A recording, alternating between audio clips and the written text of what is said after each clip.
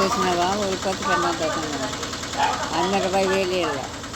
20,000 ఒకటో తేదీ వస్తానే ₹1000 వడ్డీ ఇస్తుంది అన్న. ₹1000 ఖచ్చితంగా వడ్డీ. ఓకే. అలా ఇప్పుడు 4,000 ఇవ్వాలి. ఆ యప్ప మంగళవారం మొత్తాన్ని ₹50 వడ్డీ ఇస్తాడు.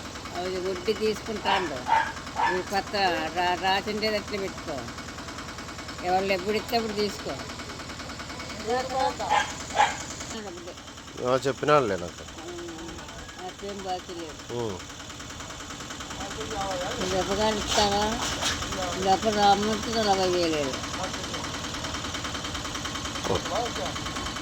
ఎప్ప పెద్దన్న 80,000